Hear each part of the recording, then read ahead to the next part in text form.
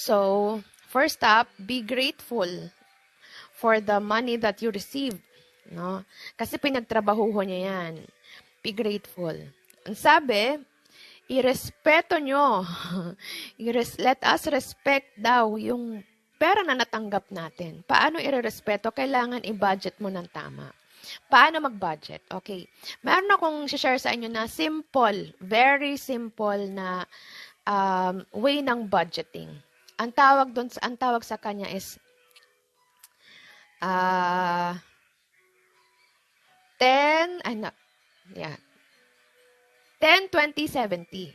10-20-70 rule. Hello po sa iyo alias Dodong. Natalia, ang cute po ng boses mo. Salamat. God bless. Hospitalita Ortiz, hello sa iyo. Good morning. Okay, so there, no? Pag, ang 10-20-70 rule ng budgeting. Okay, paano mag-budget? Okay? Kapag kayo ay may income. And when you say income, okay, when you say income, marami kang sources of income, ha? At kung ano man ang sources ng income mo, ito lang. Pag mayroon kang income, no, you follow 10-20-70 rule. Etong 10-20-70 rule is tinatawag na abundance.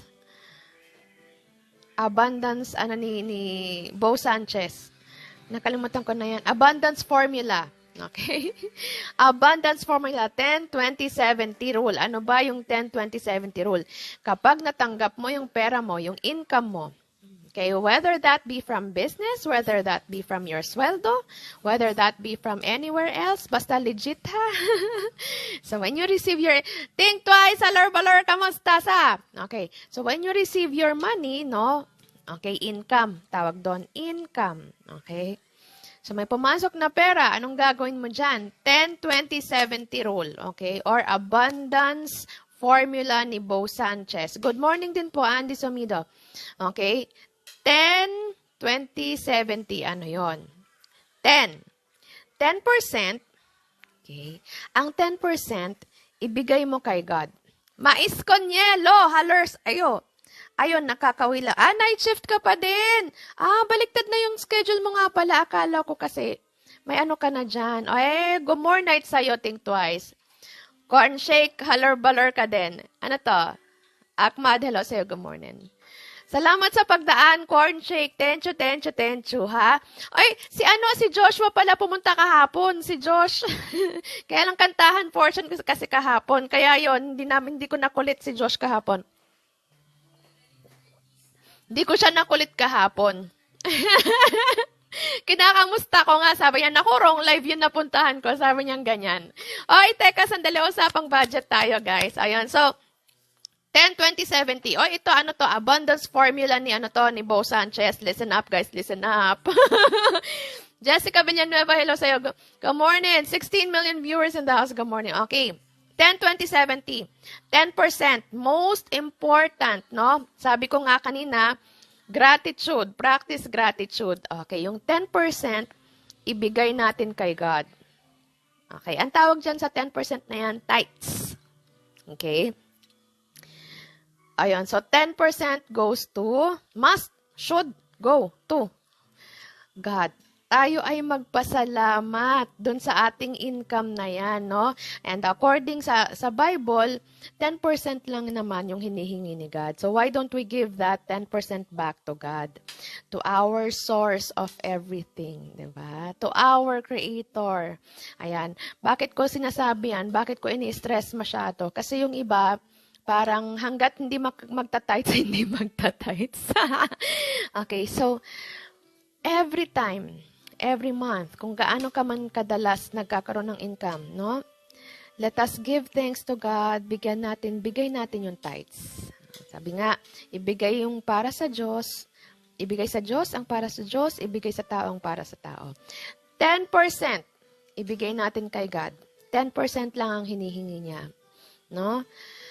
Lagi kong sinasabi, practice gratitude. Ibalik natin yung 10% kay God. Okay? So, out of your income, 10% ibalik kay God. Bilang pasasalamat. Okay? Sa napakadaming bagay na binibigay niya sa atin. Alright? So, 10, 20. 20%, again, I'm talking about the abundance formula, 10, 20, 70 rule ng pagbabudget or pag-manage ng income ninyo. 20% must go to yourself. Okay, para sa'yo yan. Now, pag sinabi mong, uy, para sa akin, anyong sabaw, think twice. Okay, pag sinabi mong, uy, wow, para sa akin pala tong 20% ng budget ko, no? So, yung para sa'yo, hindi ibig sabihin, nagastusin mo sa kung saan-saan at waldasin mo. Okay? Hindi. Yung 20% na yan, ilaan mo yan, no? Sabi dyan, pay yourself 20%. Okay, so para sa'yo nga, no? Anong gagawin mo doon sa 20% mo? Kailangan, merong portion doon na palalaguin mo. Pay your future self. Okay? So, sa lahat dyan, especially yung mga bata pa, corn shake, shout out sa inyo. Asan si Josh? Tawagin mo. Feeling ko, bet nyo tong topic na to. Ayun. 20%. Okay? Mag-save and invest kayo. Pay your future self. Do something that your future self will thank you for. Okay, guys? Lalo na sa mga kabataan dyan, no? And kung kayo naman ay mga 30, 40 plus na, it's never too late to save and invest. So, start saving and investing. Okay? 10 choose a gift. Think twice. Ayun. Okay, ganun, guys, no? Lagi yun. Do it regularly. Okay? So, kung meron kayong question, saan po kami pwede mag-invest, mag-search po kayo dyan. Marami pong mga legit investment vehicles sa paligid natin, ha? At syempre, importante, dun kayo sa legit. Okay? Iwas scam tayo. You have to do your research first before you make your investments. Okay, Dax? Palaguin nyo ang pera nyo. Okay, guys? And again, ang gusto ko lang isingit, no? Saving is different from investing. Iba yung tinatabi mo lang, iba yung investments, ha? Saving, you can do that sa iyong paboritong bangko. Mag-iipon ka. Okay? Save, ibig sabihin, itatabi mo lang siya. So, when you're saving, hindi lumalago yung pera mo. Kasi napakaliit ng interest rate ng savings accounts. Okay? So, Getcha by Gali, wow, 6 million viewers in the house. Okay? Napakaliit ng growth niyan sa savings, no? So, kahit ugod-ugod ka na, hindi pa lumalago ang pera mo. Maricel with the heart, salamat sa pag-follow. Tenchu, okay? So, yun. Now, kapag nasa savings yan, so parang pinapatulog mo lang yung pera mo. Ang ginagawa mo niyan when you're saving, no, pinapakita mo yung bangko. Kumikita yung bangko from your money. Okay, saving. But, you need to do that. Kailangan meron kang savings. Kailangan may pera ka sa bank account mo. Why? For emergency purposes. Yung mga needs mo na kailangan. Okay, pambayad ng bills. Okay, mga ganyan. And for your everyday needs. So, kailangan nandyan lang yan. Kumbaga, madali siyang i-withdraw. Anytime pwede mong i-withdraw. Ganon, yung savings. Yun ang papel niya, ha? At yun ang ng bangko. Bangko kasi kailangan mo si bangko for your transactions. Okay? So, there. Now, iba yung investment. Jonas, Manila, hello sa'yo. Good morning din. Okay, iba yung investment. Sleep na ako, antok. Good night, dakilang kaibigan. Good night. Hello sa'yo, Golem. Good morning, 6 million viewers in the house. Salamat sa pagdaan twice. God bless. So, yun, no? Ano to? Baki, hello sa'yo. Good morning. 4 million viewers in the house. Good morning. Alright. So, yung investment, iba yon. When you say invest, ang pera mo lumalago. Alright? Palalaguin mo yung pera mo. Paano lalago yung pera mo? Kailangan ang interest rate niyan. I-check mo, okay? Lagi mo, Liz Hoy 29. O, Lee Shoy. 29. Anne-Marie, good morning sa'yo. Alright. Palalaguin mo yung pera mo. Paano lalago ang pera mo? Kailangan mataas ang interest rate ng pera mo, kung saan mo man ilalagay yan. Now, there are legit investment vehicles out there. Dito sa Pinas, meron, no? Kung nasa ibang bansa ka, madaming paraan para magpalago ng income mo, ng pera mo. Okay? So, yon. Bakit natin kailangan mag-invest? Or bakit natin kailangan palaguin ang pera natin? Because we are not forever young. Hindi tayo habang buhay bata. No, darating yung araw, tatanda tayo. Hello sa'yo, Lawrence. Darating yung araw na tatanda tayo. And when, James Hadonero Pasinte, ayan, makinig lang muna. Paano mamaya-maya, no? Sabihin ko, okay. So, there are legit investment vehicles out there. Kapag ikaw ay nag-i-invest, you are paying your future self. Ipapaalala ko lang. Kasi may mga tao na kapag na-explainan about investments, no? Ano sila? Titipirin nila yung investment, no? Without knowing, no? Or hindi kasi nila naiintindihan that when you invest, okay, you are paying yourself. So, kung ikaw ay nagbabayad sa sarili mo, ang tanong, titipirin mo ba yung sarili mo? Hello sa'yo, Lawrence. Good morning. Francis Picard. Hello sa'yo. Good morning. Salamat sa pag-like ng live. Okay. Kung ikaw ay nag-i-invest, if you are paying yourself, titipirin mo ba yung sarili mo? Siyempre, hindi. Diba? Ako, hindi ko titipirin ang sarili ko. Kasi that's for my future. Hindi ko naman sinabi na tipirin mo naman yung pangangailangan mo para lang meron kang pag-invest. Hindi naman. Okay? So, kailangan balance, guys. Alright. So, again, why do we need to invest? Number 1, we are not forever young. Age, because of our age, no? Lahat tayo pupunta sa pagtanda unless ayaw nyo nang tumanda at ititigil nyo na yung edad nyo sa kung saan man kayo nandoon. Okay? So, yon, lahat tayo papunta sa pagtanda. And when we grow older, no, our bodies will change. Okay, guys? Sana naiintindihan nyo yan. Kasi maraming mga tao na ang prinsipyo nila sa buhay, life is short. Kaya, live it to the fullest, no? Kapag medyo kabataan mo pa, that's the time that you have to start investing to grow your money. Okay? Para dumating yung time.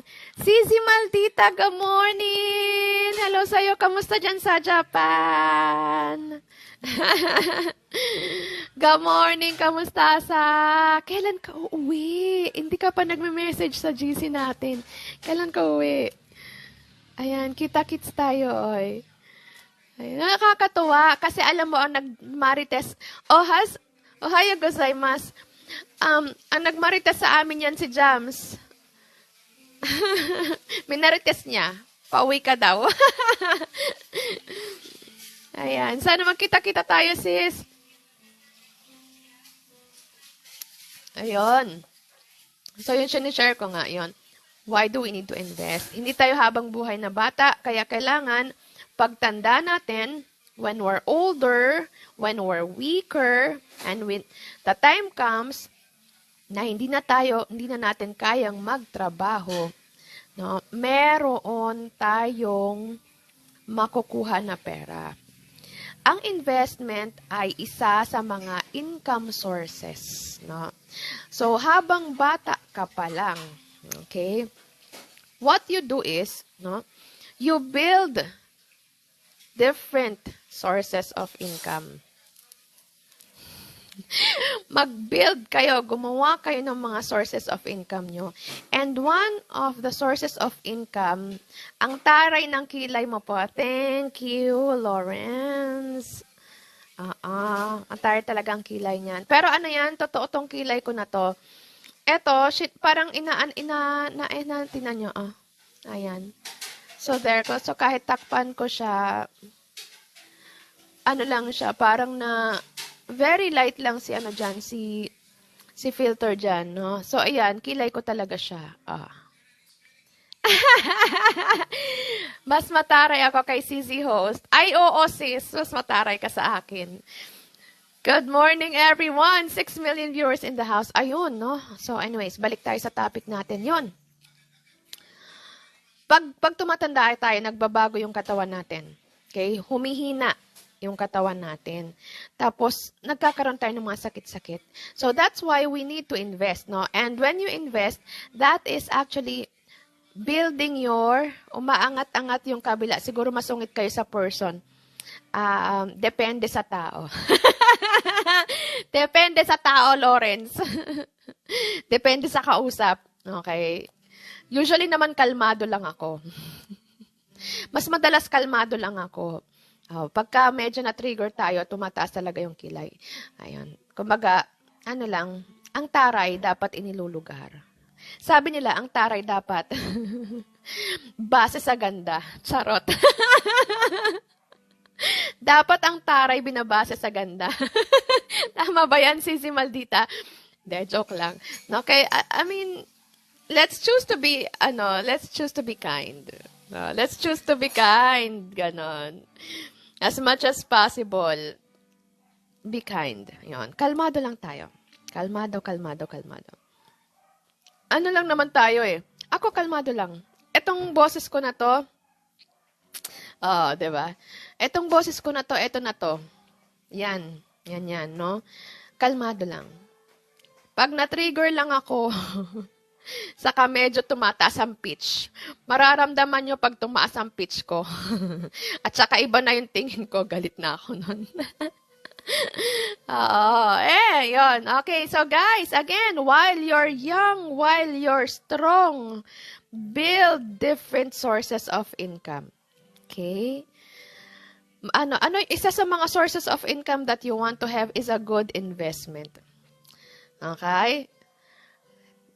JHNPRLS. Hello sa'yo. Good morning, Kenneth. Kunana na yun. Okay? Create different sources of income, the more the better. Okay? So, habang ikaw ay nagtatrabaho, again, yung budget natin na 10, 20, 70, ha? 20% goes to you. You pay yourself, no? Ito na yon. Yung you pay yourself, ito na yon. You create different sources of income. July, hello sa'yo, heart healing session. Hi there. Okay, you create different sources of income. Alright? So, yon. Isa sa, di ba, pwede kang maggawa ng business. So, while you're working, sa sweldo mo, ikakaltas mo yon para pang puhunan for a business, for a good business. Pwede yan. Pwede rin yan. Pwede, no? Ako, ang sinasuggest ko talaga is a good investment. Okay, good investment. Ano yung mga yan? Meron tayong mga legit na investment vehicles. Like ang isasuggest ko? Ang isasuggest ko is yung kay Pag-ibig. Pag-ibig na, ano ba yun? Meron silang, yung huhulugan mo siya. Maganda siyang investment vehicle kasi mataas. No, nasa 6 to 8% ang growth niya. 6 to 8% monthly. In a year, sorry naman monthly. My God, ang laki nun. 6 to 8% annually. So, malaki na yun, guys. So, yun. Gawin nyo yun. Pag-ibig funds. Ayan. Meron silang ganong program. Try that. No? Try that. Ngayon, kapag hindi naman, mag-try kayo ng magtingin kayo. Meron kasi mga investment vehicles na may growth hang 10 to 12%. So, yun. Yun naman yung mga mutual funds. Ayan. Maganda din yun. Mutual funds, you just have to look for kung ano yung gusto nyong klase ng investment. Ayun. So, I prefer, kasi lalo na sa mga beginners, I would prefer yung mga ganong klaseng investments. Why? That's the easiest, most comfortable, no? Kasi you can invest on real estate, you can invest on house, and yan, real estate nga. Hello sa'yo, Mr. Garcia. Good morning. Balik ako mamaya, Sisi. Sige po. Sige, bakit kita Sisi! Oy, sabihan mo kami pagka-uwi ka na. Yula kay Giray. Hello sa'yo, good morning. Ayun, no? So, yun. 10 to 12% yung growth ng ganyan. So, hanap ka lang. Good morning din sa'yo, Mr. Garcia. Hanap ka lang ng suitable investment para sa'yo. Okay? Nako, yan ka na naman. Yan ka na naman, Mr. Garcia. Yuri, hello, Balor, good morning. Usapang budget tayo for today's video. Ayan. Okay? Tapos, 10 to 12%. So, you choose. Okay? Meron. Mr. Garcia, alam mo, makulit ka rin eh. Makulit ka rin eh. Okay. Tapos, ang tawag dito, usapang budget, wala akong pera. Yun ang pinakamahirap pagka mag-budget ng wala kang iba-budget. Spencer Reyes, hello sa'yo, good morning. Alright. Okay? So, there are legit investment vehicles out there. You have to just search, do your research bago kayo mag-invest. Okay, again, paano yung budgeting natin? 10, 20, 70. Okay, 10, 20, 70 or it's also called abundance. Madali mag-budget pag walang pera. Wala kang iba-budget. 10, 20, 70. Abundance formula ni Bo Sanchez. Alright? So, tapos na tayo sa 20%. Unless meron kayong questions, guys, feel free na mag-comment, no? And then, 70%. Ano si 70%?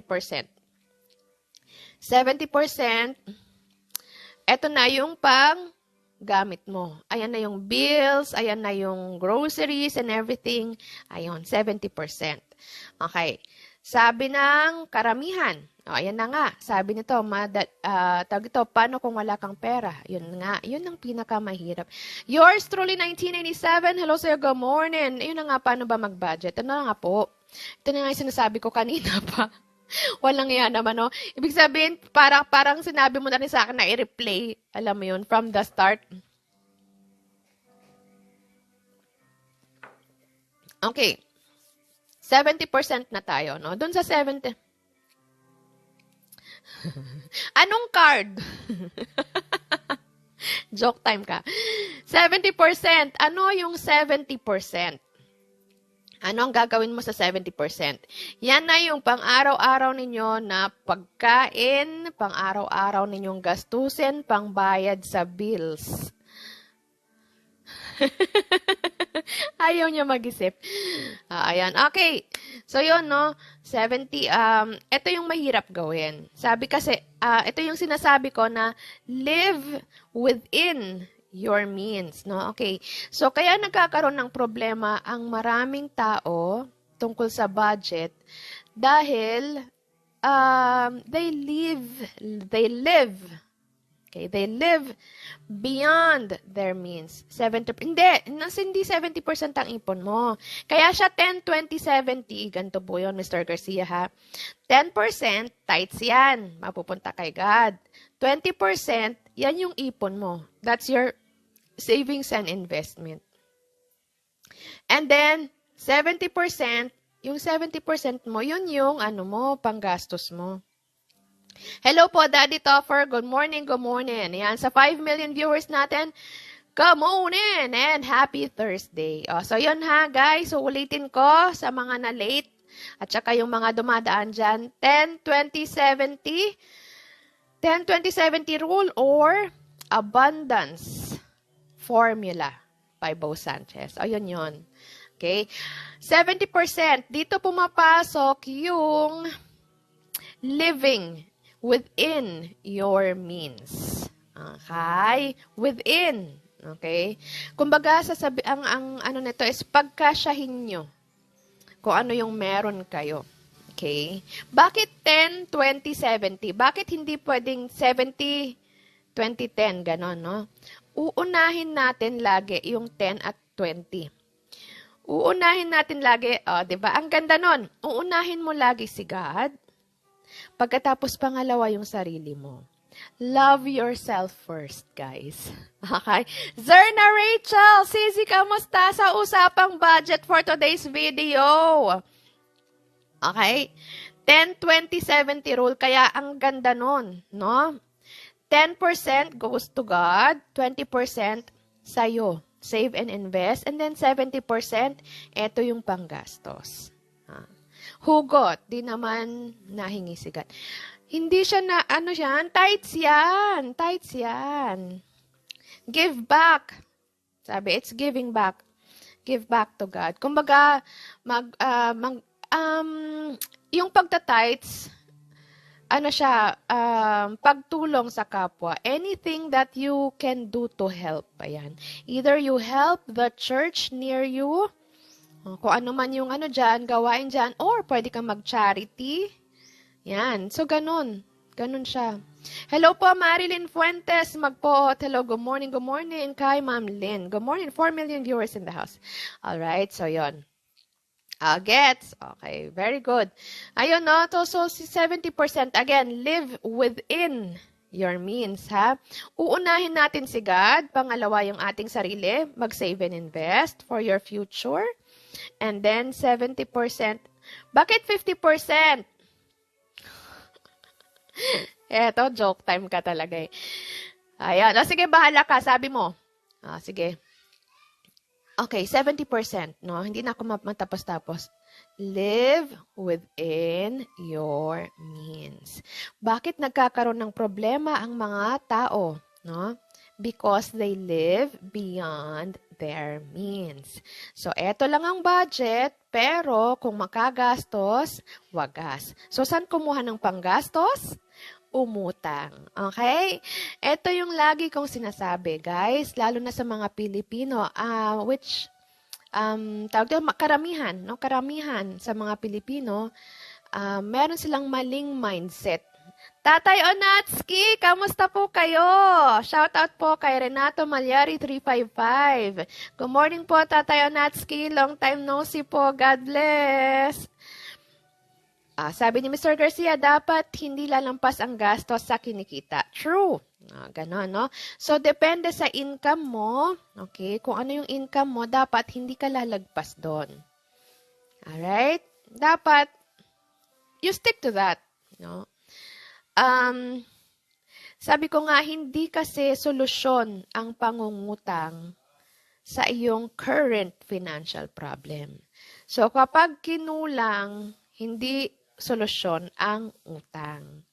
Okay? Ang utang, option mo yan, pwede kang mangutang kung, okay, it's good. Meron tayong tinatawag na good debt at saka bad debt. Alright? So, yung good debt, nag-loan ka, umutang ka. Ano ang reason? Bakit ka umutang? For a good business. Okay, yun. Pwede yun. Ha? Pero yung sabihin mo, nangutang ka para makapamasyal. Mga tipong trip to Hong Kong, ganyan. Trip to anywhere in the world, ganyan. No? Paano ko sinabing nangutang ka? You have a credit card. May credit card, no? So, yon, swipe the credit card para sa airfare. Ganon. Credit card, guys, hindi mo yan nangutang pang forma. That's a bad idea. Okay? So, yon. Credit card. No? Madami kasing hindi marunong gumamit ng credit card. Okay? Akala kasi nila, pag sinabing credit card at meron kang credit limit, akala ng mga iba, yung credit limit mo, that's your money na. Okay? Hindi. Binibigyan ka lang ng opportunity para mangutang. Okay? Ganito yung kalaki ng pwede mong utangin. Okay? But when you say utang, kahit bali-balik ta rin mo yan, hindi mo pera yan. So, if you have a credit card, hindi mo pera yun. Hindi mo ikinayaman yun. Okay? Para saan ang paggamit ng credit card? Dapat may credit card ka din. Maganda rin yung may credit card. Why?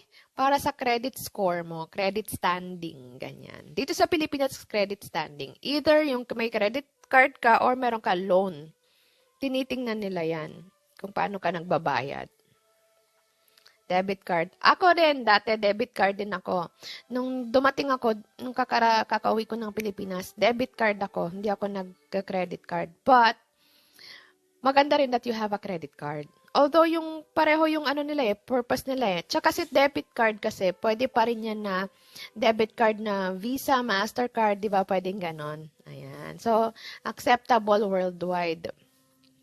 Kaya lang, Sisi Shara, come up na, halika. Usapang budget. Usapang budget for today's video. Ayun, no? Marami kasi hindi marunong humawak ng credit card. Hirap credit minsan, di maiwasan gumastos. O, kasi nga hindi mo pera yun eh, 'di ba? Parang andaling i-swipe, no?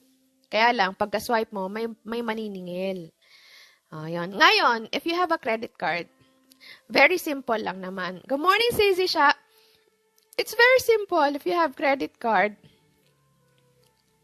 Debit kasi is pera mo. Okay. So, pag may credit card ka, pagdating ng due date, bayaran mo in full. Okay? Kung ano man yung amount due, kailangan bayaran mo in full. Kaya ang pagbabudget, ang titingnan mo doon, thank you, Sisi Shara, ang titingnan mo doon is, kaya mo bang bayaran yan in full? Okay? Kailangan. Ako, I use yung credit card na merong cashback. Okay? Cashback na pangalan yan, cashback na function. So, pag babalik sa'yo yun, para kang naka-discount. So, maganda siya. Yun ang gamit ko na credit card. And my points. Yan nga, parang cashback. Yun, maganda yun. Kasi the more you use it, meron ka mga points. Eventually, those points, convertible din yan to cash. Hindi lang siya basta rewards. Okay, so okay yon, no? Basta marunong kang gumamit ng credit card. Again, simple lang naman si credit card. Pag ginamit mo yan, kailangan ang amount due niyan, babayaran mo in full. Okay, para wala kang interest rates.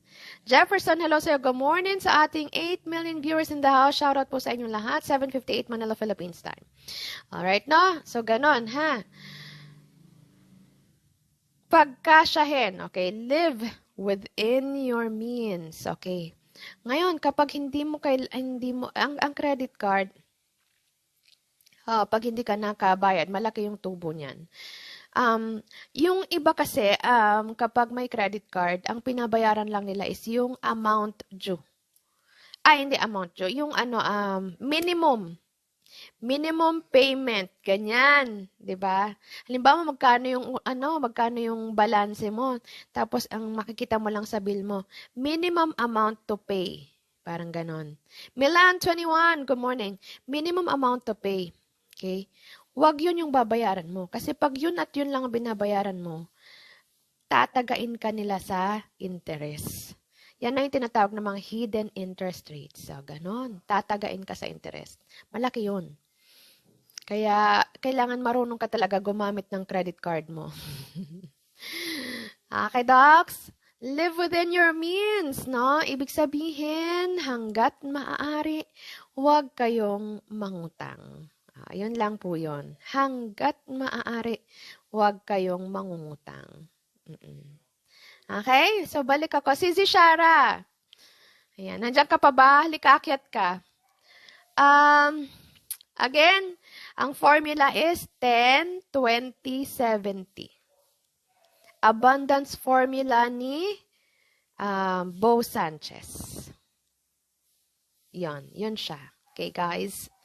I hope you learned something for today's video. Sisi siya, alikakyat ka. Ano to? 10, 20, 30, 50. Bakit may ganun?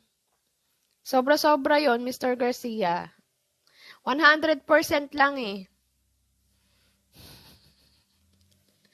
10, 20, 70. Yan. Kasi 100%. Diba, syempre, 100% ng income mo. Sa pag in-add mo, 10 plus 20 plus 70, di 100. Sobra ka. Yun, guys. Okay? Min is just the interest eh. Walang kwenta kapag yun lang. Yes, tama ka dyan, Sisi. Truly, truly, truly. Hindi ka pa makaakyat? Pauwi ka pa lang ba? 5 million viewers in the house! Ayun na nga po, guys. I hope you learned something about today's video, no? Ayan. Parang financial yung ating topic for today. And it's about budgeting. Leonie Gulalo. Takasan mo ang credit card. Hindi. Okay, sige. Kakauwi pa lang. Sleepy much. Okay, sige. Takasan mo. Hindi, wag ganon. Kasi hahabulin at hahabulin ka niyan. Alam mo, pag tinakasan mo yung credit card mo, akala mo lang nakatakas ka sa credit card company. Pero ang hindi mo alam, talaga ba? In fairness. Ang hindi mo alam kasi, meron silang system, syempre. So, yung pangalan mo, ano yan, naka-record yan. Markado na yung pangalan mo. So, pagka ikaw, dumating yung panahon na kailangan mong mag-loan, diyan kasi singilin ng mga yan. Ha? Ano to? Pag for good ka na, okay. Gotcha. Oo, yun. So, yun, no? Oo nga naman. Hindi ka na nila pwedeng habulin, ano? Ayun. Pero anyways, halimbawa kasi, yung mga tao dito sa Pilipinas, paano yung nandito sa Pilipinas, ang tatakbo yan? Okay, dito sa Pilipinas, no, and as much as possible, guys, kapag kayo ay nangutang, be responsible, no, to pay your debts. Okay? So, credit card is utang yan, no? Hindi mo pera yon. So, babayaran yan. Again, ulitin ko, no? Kapag hindi mo binayaran si credit card, akala mo, nakalusot ka na. Time will come, nakakailanganin mo mag-loan. So, halimbawa, ikaw ay nagkaroon ng credit card while you were single. Okay? Ngayon, may asawa ka na. No? May pamilya ka na. Siyempre, kailangan mo ng bahay at lupa. Ganyan. O kaya kailangan mo ng sasakyan. Hindi naman kinakash yan unless ikaw ay yamanin, bilyonaryo dito sa Pilipinas. No? So, what are you gonna do? Maglo-loan ka ngayon. Okay, pag lapit mo sa bangko, i-check nila ang iyong credit standing. At lahat uungkatin yan from the time that you were born. Titingnan nila ang credit standing mo. Diyan lalabas yung mga utang mo sa credit card na hindi mo binayaran. And that will be the reason para hindi ka i-grant ng loan. O, yun na yung sinasabing karma is real. Sabi, pag alam mo may utang ka, wag ka mag-loan ulit. Ay, nako, ito si Mr. Garcia mukhang manggagancho to. Nakaka